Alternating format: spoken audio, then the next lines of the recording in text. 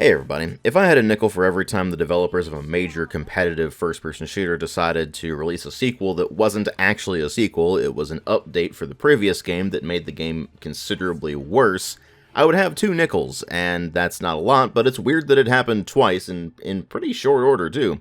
The games in question here are Counter-Strike 2 and Overwatch 2. Now, Counter-Strike 2's big thing is that it was going to be on the new Source 2 engine, which means you have significant improvements in things like volumetric smoke, as well as so-called sub-tick netcode, and of course it just got some general visual improvements. But of course Counter-Strike 2 had a couple of problems that needed to be solved if they were going to actually be successful with it. The first of them is that a lot of people had bought and played Counter-Strike Global Offensive and had played it a lot. There was a whole skin economy associated with it, and people would have been absolutely furious if their investments in Counter-Strike Global Offensive didn't carry forward into Counter-Strike 2, because some of those skins are stupidly expensive. So what did they do? Well, they replaced Counter-Strike Global Offensive with it, which is insulting to the people who bought Counter-Strike Global Offensive who wanted to keep playing Counter-Strike Global Offensive and didn't want to switch over to CS2, but it's even worse for people who can't run CS2 because the system requirements increased with the release of CS2. So a game they could play and presumably were enjoying was replaced with one that they couldn't play. Now sure, Valve did make Global Offensive available as one of the beta builds for CS2, so you can go into the game's installation on Steam and select the beta build for Global Offensive and still keep playing Global Offensive, but that's only going to work as long as there are still servers available for it, and eventually those will dry up. So, while Counter-Strike 1.6, Condition 0, and Source are all still going to be completely available and anybody can pick them up and start playing them, you can't do the same with Global Offensive. It has been effectively replaced with CS2. And in doing that, not only has Valve squandered a hell of a lot of community goodwill and made their stance on games preservation pretty clear, they couldn't even launch CS2 in a good state. It launched with less maps and modes than Global Offensive, it didn't run anywhere near as well, which makes sense given the increase in the system requirements and the move over to the new engine. But even on higher end rigs, it still didn't run anywhere near as well as people were really expecting it to. And it also had a bunch of issues with the netcode, with rubber banding, it had some glitches that were really irritating, and in general it just felt like they were rushing the release of CS2 out the door for no really good reason, because it's not like people wouldn't wait for CS2 if they got it in a good state on launch, but for whatever reason, Valve just decided, you know what, this is good enough, flip the switch and get rid of CSGO, it's CS2 from now on, and the results have not been good. Because while over time they've certainly patched out most of the major technical issues, there are still some odd issues here and there with the so-called sub-tick netcode, which was supposed to be a substantial improvement over the previous netcode, only it really wasn't. Which isn't exactly surprising given that it's untested and unproven netcode, so it's going to take them a while to really get that right. And of course they did patch in a few modes and maps, but that's just returning content that was from CSGO that should have been in the game to begin with, so people weren't exactly happy about that. But there are 2 major problems that persist with Counter-Strike 2. The first is a problem that really started with Counter-Strike Source and continued with the initial launch of CSGO until they started updating the game with more content and features later on. And that is that no matter how many new fancy engine features you introduce, you're still dealing with Counter-Strike gameplay, which is fine for the competitive scene. They are going to appreciate all of the slight tweaks to movement and recoil control and things like that, and they're going to be able to appreciate the new strategic uses of smoke grenades with the new volumetric smoke system, but to the average casual player, it feels like pretty much the same game you had previously, but with a few slight tweaks, and if you were already kind of getting bored of the previous edition, you're not exactly going to be enthused about the new edition. That's kind of the problem I've had with Counter-Strike in general. I played a lot of Counter-Strike 1.6 back in the day, and when I got to Counter-Strike Source, I enjoyed it, but it wasn't amazing. And by the time I got to Global Offensive, I was just tired of Counter-Strike. I just didn't really find it enjoyable to play anymore because I'd effectively played it to death. When it comes to multiplayer games, I have basically no interest in competitive play. Sure, I will work together with my team, and I will be competitive in the scope of any given match, but in terms of ranking systems and esports and such like that, I just don't care.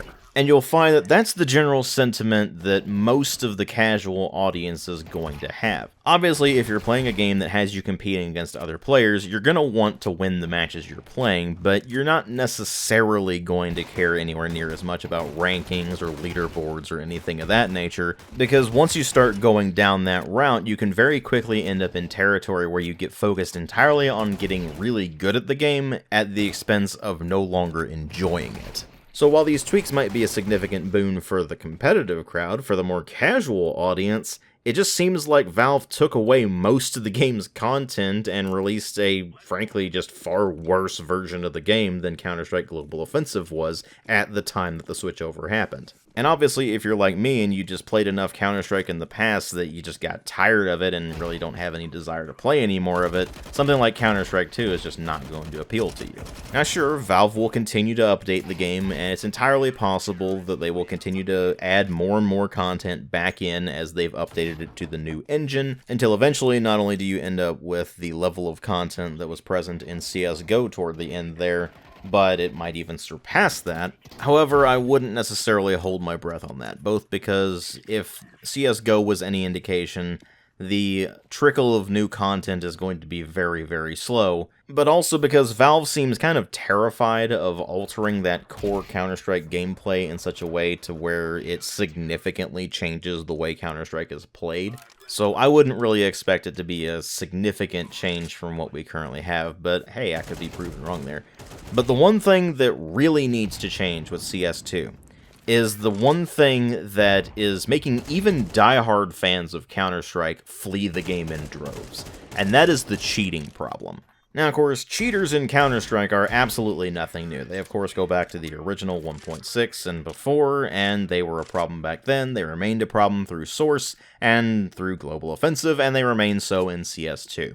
But while back in the day they tended to be not much more than a nuisance, as of Counter-Strike 2, they've effectively taken over the game. It is to the point where it is not only the #1 complaint the entire player base has about the game, but it's actually getting increasingly difficult to get into matches without cheaters, and even if you do manage to get into a match without a cheater, the amount of cheaters are so common that even if someone is completely legit, you're still probably going to be suspicious of them if they play really well. And when the level of trust erosion in the player base has reached that level, you know there is something catastrophically wrong with whatever anti-cheat solution exists in the game. And Valve's anti-cheat, VAC, has been proven time and time and time again to be arguably the worst in the entire industry. It is extremely rare that it will catch a cheater in the act and actually do something about it. And even if a cheater does get banned, it more often than not doesn't happen for months after they are initially reported. And in the case of a now free-to-play game like Counter-Strike 2, it's not like that really matters all that much because anybody can just create a brand new Steam account and download the game and just start playing it, and they can just go right back to cheating on this brand new account. And VAC is so bad about all this that third-party solutions like FACEIT have to pick up the slack, and even those aren't sufficient. And quick aside for those of you who don't know what FACEIT is, it is an alternate matchmaking and anti-cheat solution that's not just used by Counter-Strike, but it's also for other games as well. And it's primarily geared towards the competitive scene, so we're talking stuff like esports players. But the cheating situation in Counter-Strike 2 has gotten so bad that even casual players are moving over to FACEIT now. It is depressing. But anyway, back to the actual point here, even something like FACEIT isn't sufficient to deal with the cheating problem in Counter-Strike because people just find a way around these anti-cheats anyway. Even if you have a kernel-level anti-cheat like FACEIT or Easy Anti-Cheat or the new EA Anti-Cheat or Call of Duty's Ricochet Anti-Cheat, or of course the big one that gets touted all the time, Riot Games anti-cheat Vanguard, which they use for Valorant, and I believe they're also putting it into League of Legends as well, but I'm not 100% sure on that because I don't play their games. But anyway, regardless of the anti-cheat solution, cheaters will find a way around this, and even in games that are supposedly protected by kernel-level anti-cheat, you will still pretty regularly run into cheaters. Even in Valorant, as much as Riot tries to hide that. Because the thing about these anti-cheats is that cheat developers will always try to find ways around them, and one of the big ways they've found around the kernel-level anti-cheats is that you just run the cheats on a separate computer, and then that interfaces with the main computer you're actually playing the game on, which is completely clean. It doesn't have the cheats on it at all, so there's nothing for the kernel-level anti-cheat to find. So while we do see a lot of people in the community clamoring for a kernel-level anti-cheat, it's not gonna solve the problem, and it'll probably cause more problems than it's worth. Now, of course, there are better anti-cheat solutions than a kernel-level anti-cheat. That is way more invasive than it really needs to be. Not to mention that a kernel-level anti-cheat solution for something like Counter-Strike 2 would have to work on Linux as well, and that's where things get really tricky. Because for those of you who don't know what a kernel is to begin with, that is basically the core of your operating system. So any kernel-level solution has to be tailored specifically for an operating system of any given type. So in the case of Counter-Strike 2, they would need a kernel-level solution that would work not only on Windows, but also on Linux. And if they ever decided to expand the platforms over to Mac, for example, then they would also need to develop that kernel-level solution for Mac as well. So in the case of something like Counter-Strike 2, which is meant to be played across multiple PC platforms, it's probably better if they don't go with a kernel-level anti-cheat and instead look for other solutions. They did have a system with CSGO called Overwatch where members of the community could go in and watch demos of supposed cheaters, and after analyzing them, they could send that information to Valve as to whether they think that they're cheating or not, and what types of cheats are present, or whether it's just griefing. And then once Valve receives that analysis, then they could apply a ban to that player depending on what type it was, or not apply a ban if it was deemed to not be cheating. And from what I can tell, the system actually worked pretty well. The problem is that Valve, for reasons unknown, decided to just get rid of it. They pushed an update to CSGO and it just removed the Overwatch system from the game entirely, so nobody can use it now, and nobody's entirely sure why. Maybe they plan on bringing it back with CS2 eventually after tweaking it even further.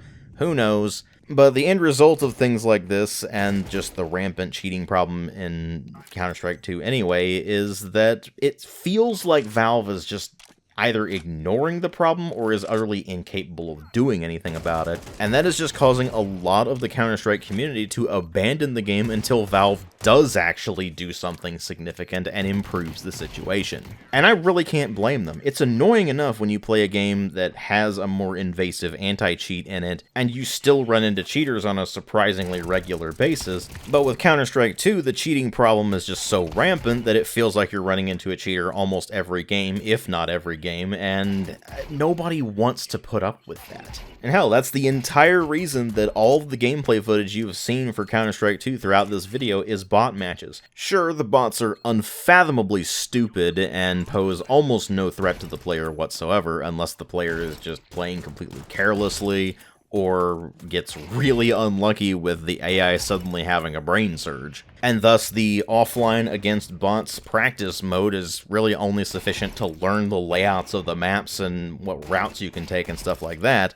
But on the positive side, hey, at least the bots are so stupid that sometimes it's downright hilarious watching them just completely fumble everything. But it's obviously no substitute for actual competitive gameplay online, and with the cheating problem the way it is, I just didn't feel like dealing with that, and moreover, I kept running into a lot of really annoying problems with trying to record Counter-Strike 2, where I would try to record the gameplay, and the audio would record, but the video wouldn't. So I found my only solution for that was having to quit the game and then restart it, and thus it was just a lot quicker and easier for me just to jump into the game from the main menu, go into a bot match, play a single bot match, and get it recorded, then quit the game, go back in, and so on and so forth. So sorry about the bot matches, but Counter-Strike 2 is not in a very good place right now, and it's really annoying that Valve released it as an update for CSGO rather than as a separate game. I understand why they did it.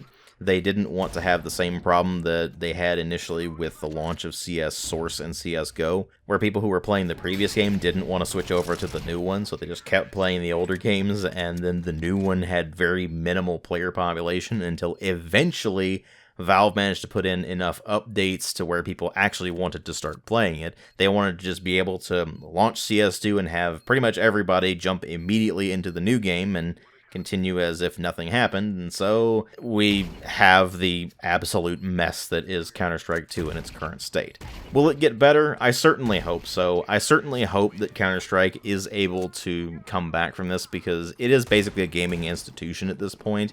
It is the big competitive first-person shooter at this point, although Valorant is really nipping at its heels, especially with how badly Valve has been fumbling Counter-Strike 2. So I guess we'll see how this one turns out, but yeah, Counter-Strike 2 was touted as a major upgrade, and it really wasn't. And the weirdest part about it is that it's the second time in recent memory that this has happened to a major game. The first time we had it was with the transition from Overwatch 1 into Overwatch 2.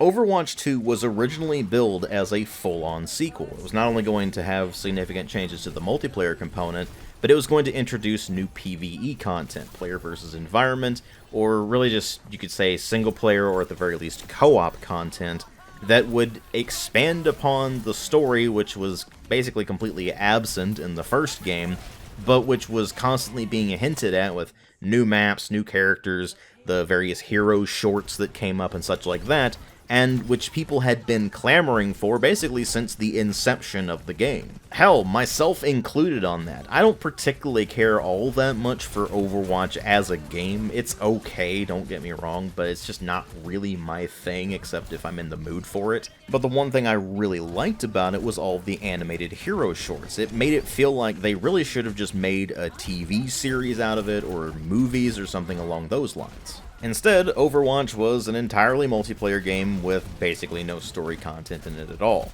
So when they announced Overwatch 2 and the fact that it's going to have either single player or at the very least co-op content, people were understandably pretty excited for that. And then the release of Overwatch 2 happened, and it replaced the original Overwatch.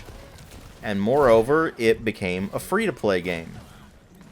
Why is this a problem? Well, it means that people who bought the original Overwatch not only no longer have access to the game they bought, but they suddenly found themselves playing a game that was markedly different from the Overwatch that they knew and presumably enjoyed playing up to that point. Not only did they switch from 6v6 matches to 5v5 matches, but they completely changed the way that you unlock all of the cosmetics. You see, in the original Overwatch, you could unlock all of the cosmetics simply by playing the game normally. You would get loot boxes every so often that you could open that would give you a selection of various cosmetics, whether it be actual character skins, or sprays, or voice lines, or whatever. And sometimes it would just give you an amount of in-game credits, which was the in-game currency, and if you managed to get a duplicate in one of the loot boxes, that would be converted into credits automatically. Now, sure, loot boxes are basically gambling, especially if you pay real money for the loot boxes, and that's why they're not in Overwatch 2, as far as I can tell, because those started to be regulated in certain countries, and they just didn't want to deal with that whole mess, so they removed them entirely. But the point is there that even if you didn't necessarily unlock a particular item in the loot box itself, you would get credits that you could then spend on unlocking things directly. Obviously, it wasn't a remotely perfect system, but it's a hell of a lot better than the Battle Pass system they introduced in Overwatch 2, because of course it has to have a Battle Pass. Every modern live service game has to have a Battle Pass. So now, if you want to unlock cosmetics in Overwatch 2, you have to pay for them. Whether that be buying the Battle Pass and then grinding the levels of the Battle Pass until you've unlocked whatever it is you want to unlock, and in the meantime you're going to be getting a whole bunch of random crap that you don't want and that you're probably never going to use. Oh, and of course, because they have to create that whole fear of missing out, FOMO, the Battle Pass is time limited, so if you don't unlock something during the Battle Pass, then, well, too bad. You're just not going to have access to it. Or if you are going to have access to it, it's going to be much later on, either during a special event, in which case we have the whole FOMO thing appearing again, or it's going to be in the shop at an absolutely exorbitant price. Because that's what they've done with Overwatch 2. It's either you buy the Battle Pass and grind it out to get the cosmetics for it, or you don't buy the Battle Pass and continue to grind out the Battle Pass anyway for the handful of, frankly, kind of crap free things that they give you. or you spend real money on Overwatch coins, which is the premium currency that they introduced. And of course, the premium currency is only sold in specific increments that don't line up with the exact price of the thing you want to buy.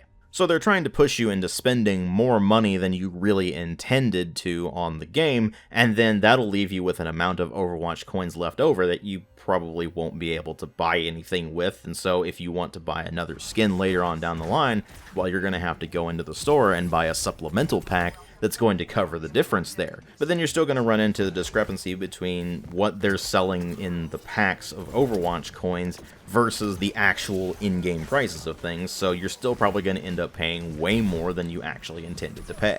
It is a very predatory practice, and even worse than that, when you look at the prices of the various cosmetics, they are insane. Again, the exchange rate of US dollars to Overwatch coins is $1 for every 100 Overwatch coins, at least as I'm making this video. That means that when you are going for a skin that costs, say, 1,000 Overwatch coins, that's a $10 purchase. When you go for one that's 1,900 Overwatch coins, that's $19 for a single skin. For a single character.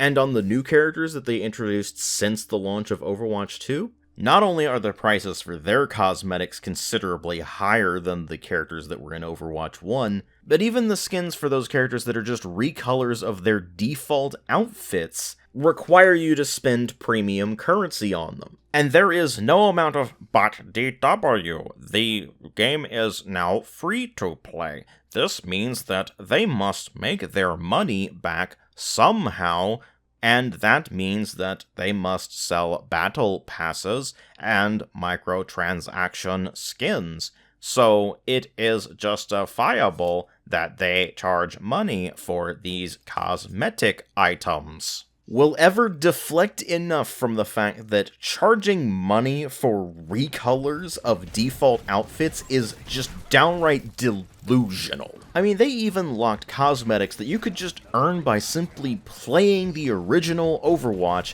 behind a paywall in Overwatch 2. Even if you bought the original Overwatch, you still have to pay extra money on top of that original Overwatch purchasing price to unlock the stuff that, frankly, you already paid for. Now sure, when they launched Overwatch 2, anything that you had already unlocked in Overwatch 1 carried over into the new one, but that only applied for things that you already unlocked. And of course, if you bought the original Overwatch, that meant all of the characters, so you didn't have to grind to unlock any of the characters, and any cosmetics that you had already unlocked carried over. Anything that you hadn't already unlocked, either you now have to buy with the premium currency, or you buy it with the legacy credits, which are the conversion of the credits that you earned by just playing the game in the original Overwatch, which carried over into the new one. And if you had any loot boxes that you hadn't opened in Overwatch 1, then they were automatically converted into credits with Overwatch 2. And of course, in Overwatch 2, you now have extremely limited opportunities to get credits from just playing the game and grinding out the battle pass and so on. The end result of all this is that people who played the original Overwatch kind of got shafted with Overwatch 2, and now they have to spend money for things that they would have normally just been able to play the game to get.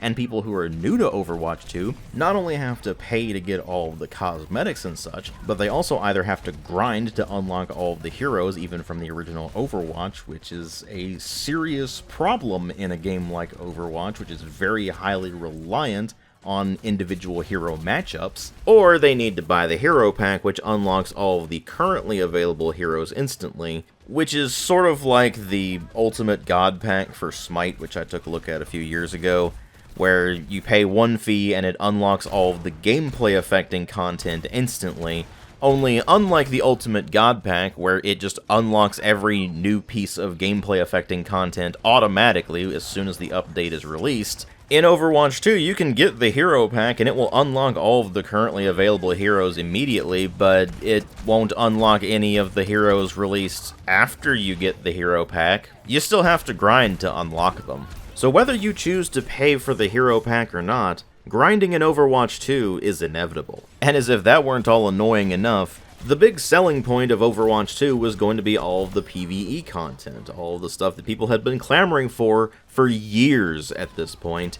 So of course, instead of actually delivering on what they promised, Blizzard just scrapped the whole idea and instead released some very lazy PvE missions that are called invasions, and you have to pay extra for them, to the tune of $5 per generic co-op mission.